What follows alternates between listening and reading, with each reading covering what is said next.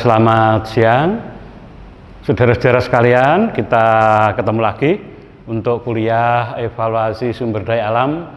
Kita akan membahas mengenai kelangkaan sumber daya alam yang minggu yang lalu pernah kita singgung, antara kebutuhan dan kelangkaan. Mari kita mulai untuk membicarakan mengenai kelangkaan sumber daya alam.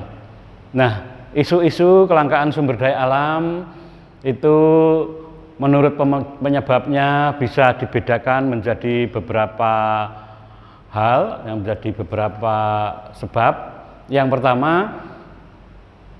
kelangkaan sumber daya alam itu disebabkan karena rusaknya lingkungan. Nah, lingkungan yang rusak ya, itu akan menyebabkan kelangkaan sumber daya alam. Banyak terjadi, saudara-saudara, di bekas-bekas pertambangan ya, apakah itu pertambangan tentang batu bara atau timah, itu karena eksploitasi yang langsung terus-menerus dalam tempat itu menyebabkan rusaknya lingkungan.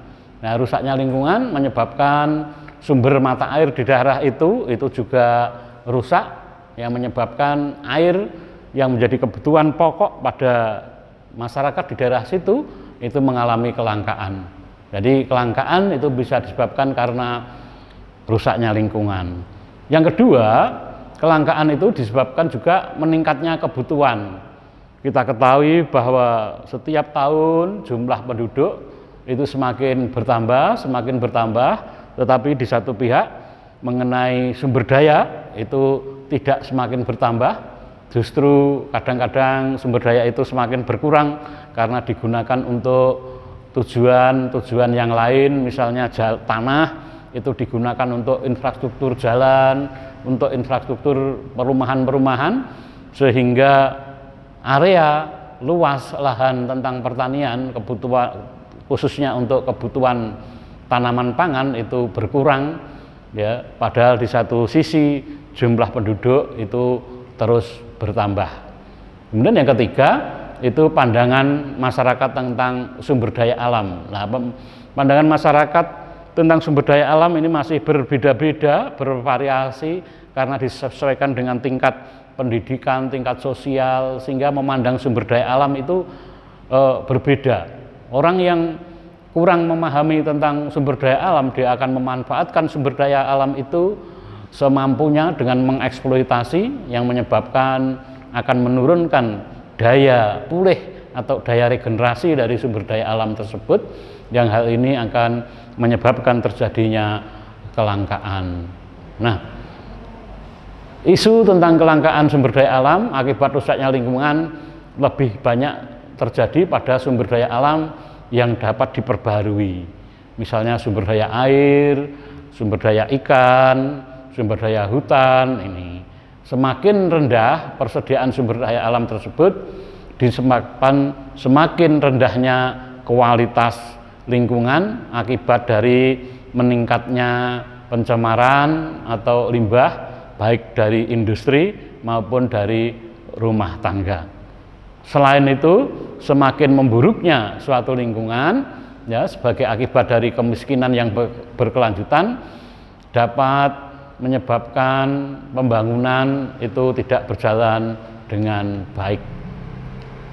Nah, ini contoh ya, karena terjadinya pencemaran sampah-sampah itu di sungai, di perairan, yang menyebabkan sumber daya air ini produktivitasnya menurun. Jadi kalau misalnya air ini harusnya itu menghasilkan ikan-ikan air tawar yang bagus, ini karena di sini itu terjadi pencemaran ya. Masyarakat kita membuang sampah, yang penting pergi dari tempat semula, ini dibuang ke sungai, menyebabkan terjadinya pencemaran. Padahal di satu pihak ini kalau di sekolah-sekolah sudah ada latihan untuk membuang sampah di tempatnya, membuang sampah organik, sampah anorganik itu sudah dipisahkan. Ini merupakan suatu cara ya, di dalam rangka mengedukasi masyarakat, dimulai dari anak-anak sekolah.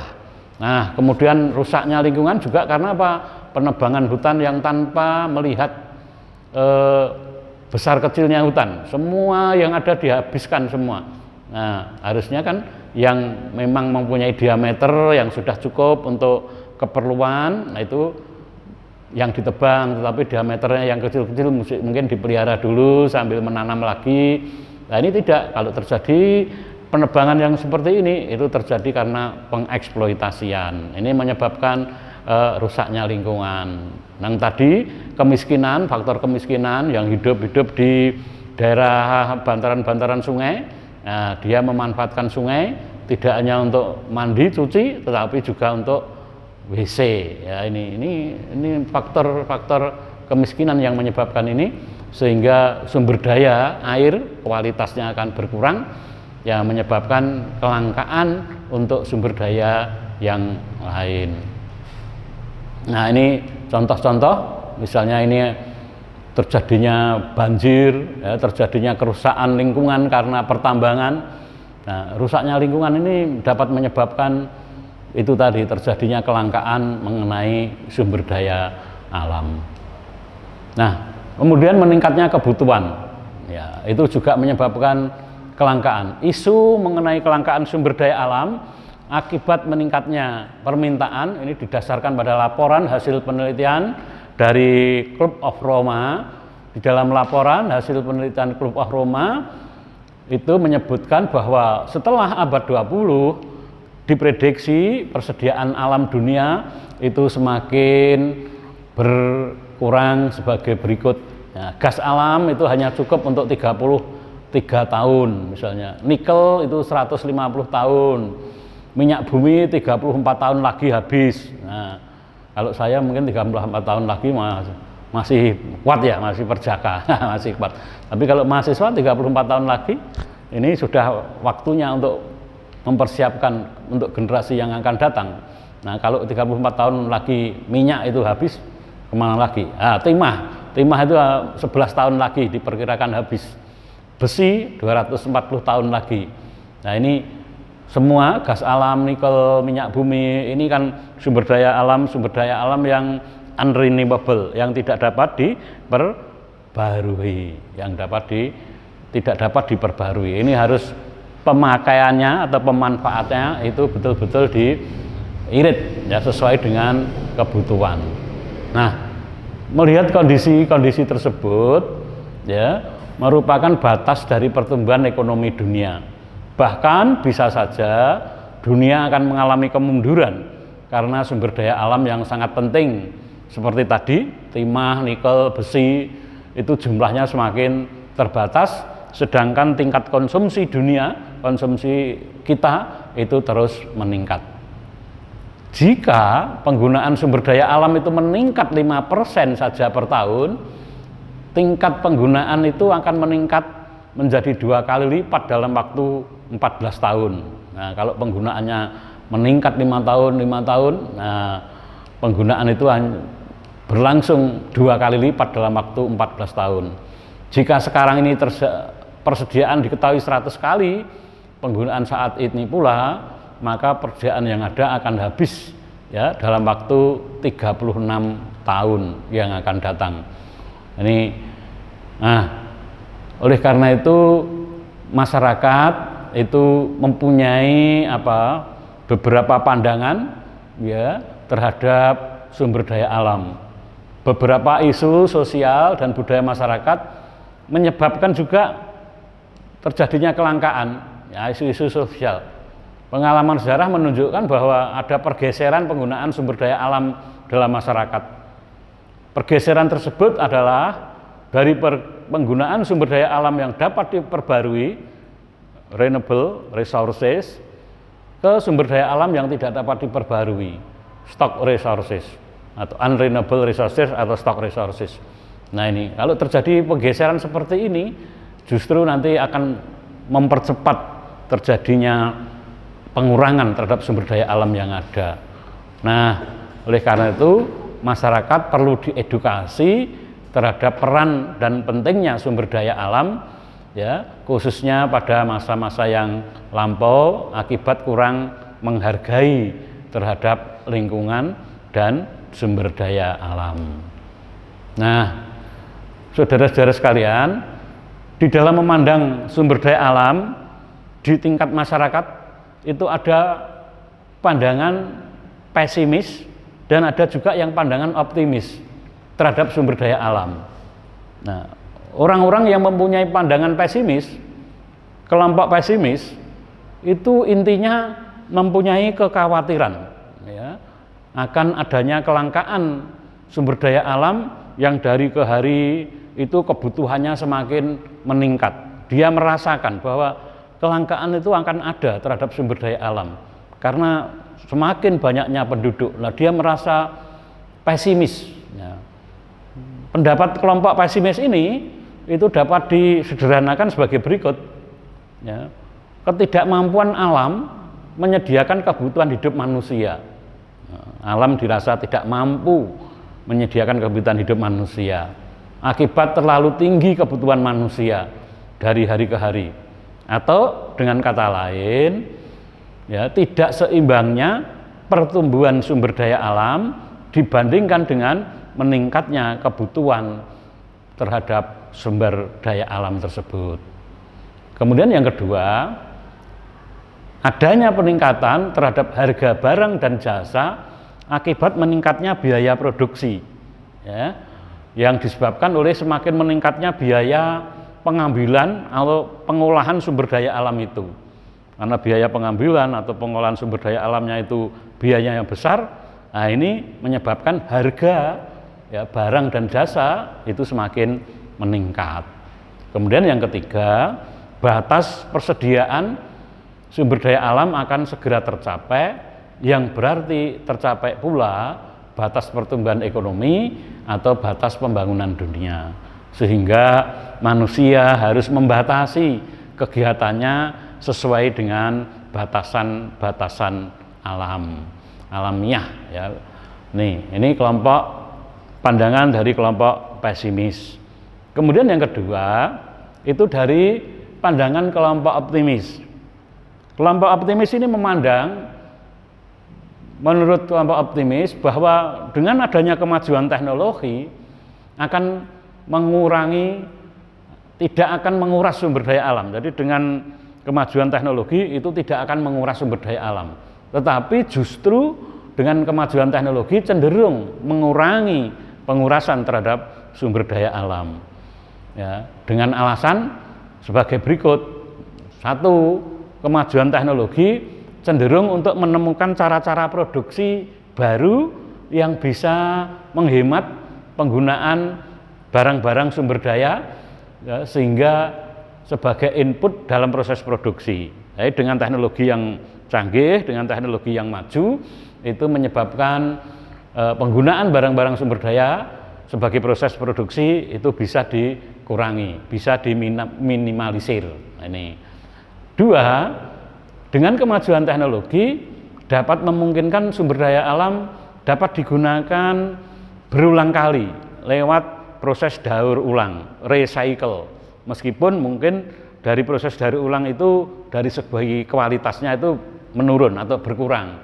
Tadi saya contohkan misalnya kalau yang masih baru, plastik itu berwarna putih, tapi nanti kalau sudah usang, biji plastiknya dibuat lagi, didaur ulang untuk dibuat tas plastik lagi, tapi berwarna hitam. Dia mempunyai kekuatan yang berbeda dengan kekuatan yang plastik putih yang pertama. Kemudian dengan teknologi juga sebagai yang ketiga, kemajuan teknologi akan mempermudah, mudah ditemukannya cadangan sumber daya alam baru. Ya, sehingga dengan ditambahnya cadangan sumber daya alam baru meningkatkan persediaan sumber daya alam itu sendiri. Kemudian pandangan kelompok optimis yang terakhir yaitu kemajuan teknologi dapat menciptakan sumber daya alam pengganti untuk sumber daya alam yang sudah menipis persediaannya, sehingga dimungkinkan adanya konservasi sumber daya alam yang sudah mulai langka tersebut. Nah, ini contoh-contoh ya kemajuan teknologi yang dapat menghemat tentang sumber daya. Nah, kemajuan teknologi dengan bertanam hidroponik, dengan karena adanya lahan pertanian yang berkurang, ya dia menanam di hidroponik dengan pakai paralon ini. Ini merupakan suatu usaha-usaha dalam rangka untuk tetap memanfaatkan sumber daya alam di samping karena lahan yang semakin berkurang dan adanya keterbatasan karena iklim. Nah, kalau ini dalam rumah kaca mungkin setiap saat, setiap waktu itu bisa dikembangkan terus-menerus, ya, tanpa mengenal iklim atau cuaca yang ada pada saat itu, karena kita bisa mengendalikan sesuai dengan kebutuhan tanaman itu sendiri. Nah, mengukur kelangkaan, ya, menurut Tellenberg ada 2 kriteria pokok untuk mengukur atau menentukan kelangkaan sumber daya alam, yaitu pengukuran secara fisik dan pengukuran secara ekonomi. Nah, pengukuran secara fisik mengetahui bagaimana cara mengukur atau melihat langka dan tidaknya suatu sumber daya alam secara sederhana dapat diilustrasikan pada gambar. Nah, ini total sumber daya alam yang belum diketahui, persediaan atau cadangan sumber daya alam, ya. Ada, ya, hipotesis, tidak ada hipotesis. Jadi dengan adanya sumber daya alam yang belum diketahui persediaan atau cadangannya itu bagaimana? Nah, berdasarkan pengukuran secara fisik, yaitu secara fisik. Nah, kalau dilihat bahwa persediaan atau cadangan itu ada hipotesis bahwa itu masih besar, ya, berarti secara fisik tidak akan terjadi kelangkaan. Nah, kemudian sedangkan pengukuran secara ekonomi, ya, pengukuran secara ekonomi itu didasarkan pada harga sumber daya alam dan biaya penemuan sumber daya alam tersebut. Itu pengukuran secara ekonomi didasarkan pada harga sumber daya alam dan didasarkan pada biaya penemuan sumber daya alam. Harga merupakan cermin dari berapa besar jumlah barang yang diminta. Jadi semakin banyak jumlah barang yang diminta akan menyebabkan terjadinya peningkatan harga. Selain permintaan tingginya harga dipengaruhi oleh tersedianya stok atau persediaan, ya, tidak adanya sumber daya substitusi dan ketergantungan yang sulit dihilangkan. Ya. Yang kedua itu biaya penemuan sumber daya alam.